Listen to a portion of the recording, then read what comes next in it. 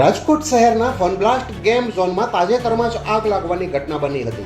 ગયા રવિવારે બપોરના સમયે ગેમ ઝોનમાં અચાનક આગ ભભૂકી ઉઠી હતી.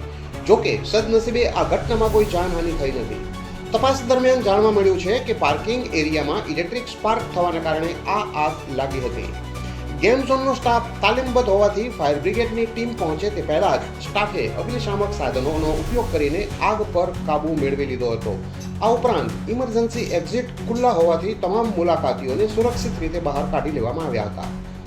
વહીવટીતંત્ર દ્વારા કડક કાર્યવાહીના ભાગરૂપે રાજકોટના કુલ 7 ગેમ ઝોનમાંથી 3 ગેમ ઝોનને હાલ પૂરતા બંધ કરવામાં આવ્યા છે, જેમાં આ ફનબ્લાસ્ટ ગેમ ઝોનનો પણ સમાવેશ થાય છે. હવે આ ગેમ ઝોન ત્યારે જ ફરી શરૂ થઈ શકશે જ્યારે તેઓ જરૂરી ઇલેક્ટ્રિક સર્ટિફિકેટ, વાયરિંગ એપ્રુવલ અને ફાયર એનઓસી જેવા તમામ દસ્તાવેજો રજૂ કરશે.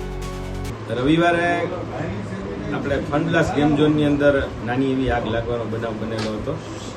ત્યારે ફાયર બ્રિગેડમાં કોલ મળતા તાત્કાલિક ઘટના સ્થળે આપણા ફાયર ફાઈટર અને સ્ટાફ પહોંચી ગયા હતા.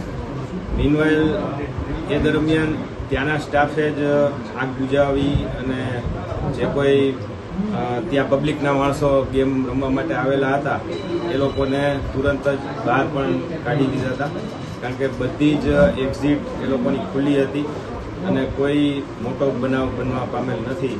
એ આપણા માટે સારું છે. બીજું કે ત્યાં સ્પાર્કિંગ થવાથી લાઇટની અંદર કંઈ નાનો એવો તણખો થયો અને આગ લાગવાનો બનાવ બન્યો હતો એવું આપણને જોવા મળેલું. અને ત્યાંના સ્ટાફે જ આગ ફાયર એક્સ્ટિંગ્વિશરથી બુઝાવી નાખેલી હતી. ત્યાંનો સ્ટાફ પણ ટ્રેન હતો, એટલે એ પણ આપણા માટે સારું છે. અને અવેરનેસ હોવી એ ઘણું આપણા માટે પ્લસ પોઈન્ટ છે કે બીજી કોઈ જાનહાની ન થાય, આગ સ્પ્રેડ થતા અટકે. તો મારી સૌને જે પણ પેલી છે કે ભાઈ ફાયરના સાધનો ઓપરેટ કરતા આવડતા હોય તો એ આપણને બેનિફિટ રહે. રાજકોટમાં ટોટલ 7 ગેમ ઝોન છે. એ 7 ગેમ ઝોનમાં 3 ગેમ ઝોન હાલ પૂરતા ટેમ્પરરી બંધ છે. એમાંથી આ ત્રીજું જે આ ફનબ્લાસ્ટ છે એ રવિવારે બંધ થયું. હવે એ લોકો ઇલેક્ટ્રિકના સર્ટિફિકેટ, વાયરિંગનું એપ્રુવલ ને બધું આપી દેશે, પછી એ લોકોને આપણે શરૂ કરવાની પરમિશન. હા, એ લોકો પાસે બધા ફાયર જે કંઈ લાગતા વળગતા એનઓસી કે જે કાંઈ મંજૂરી છે એ બધું એની પાસે છે. એટલે લાઇટ કઈ કંપનીની છે, ક્યાંની છે એ મને ખ્યાલ નથી, પણ એ તો ઇલેક્ટ્રિકના જે કોઈ એન્જિનિયર કે પીજીવીસીએલના ત્યાં અમારી સાથે હતા, એટલે એ તપાસનો વિષય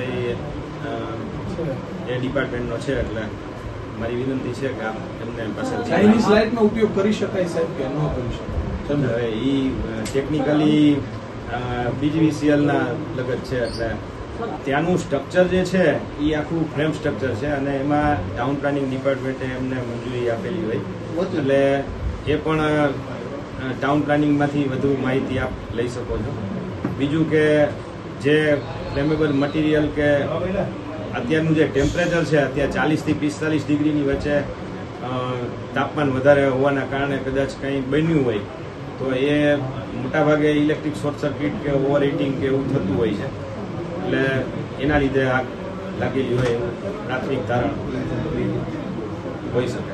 ના, બધા ગેમ ઝોનમાં જે તપાસ કરી છે એમાં ક્યાંય એવું સામે નથી. ખાસ બાબત એ છે કે હાલમાં 40 થી 45 ડિગ્રી જેટલું ઊંચું તાપમાન હોવાને કારણે ઇલેક્ટ્રિક શોર્ટ સર્કિટ કે ઓવર હીટિંગની શક્યતાઓ વધી જાય છે. આ મામલે પીજીવીસીએલ અને ટાઉન પ્લાનિંગ વિભાગ દ્વારા પણ ઝીણવટભરી તપાસ ચલાવવામાં આવી રહી છે.